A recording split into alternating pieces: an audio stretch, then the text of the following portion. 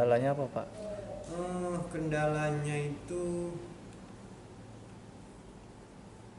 untuk sampai untuk saat sekarang sih, kalau sampai dengan tanggal 3 Juli itu kan ada satu bangunan yang